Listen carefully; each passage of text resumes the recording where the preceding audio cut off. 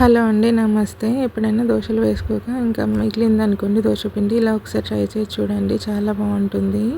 ఆ దోశ పిండిలో కొంచెం జీలకర్ర వేయండి, కొంచెం క్యారెట్ తురుము, అలాగే సన్నగా తరిగిన ఉల్లిపాయ ముక్కలు, అలాగే సన్నగా తరిమిన కొత్తిమీర వేయండి.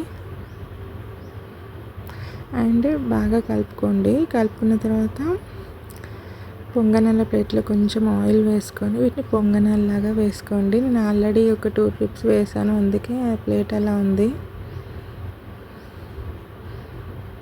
సో ఇలా అన్నీ మొత్తం పొంగనాలు వేసేసుకోండి.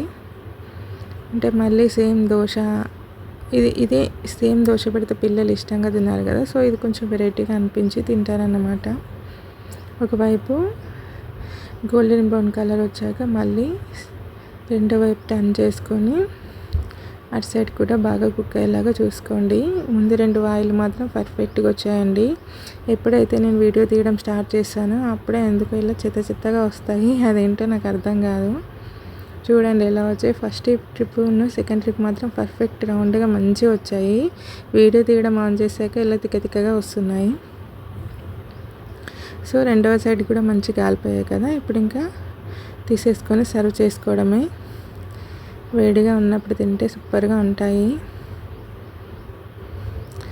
అంటే ఫోన్ పట్టుకోవడానికి లేదని గ్రైండర్ మీద ఫోన్ పెట్టేసి ఇట్లా లోపల ఎలా ఉందో మీకు కుక్ అయిందో లేదో చూపిద్దామని చెప్పేసి చూపిస్తున్నా. సూపర్గా కుక్ అయిందండి. చాలా అంటే చాలా టేస్ట్గా ఉన్నాయి. సేమ్ ఇదే దోశ బ్యాటర్తో కాకుండా ఇడ్లీ బ్యాటర్తో కూడా చేసుకోవచ్చు. Thank you for watching.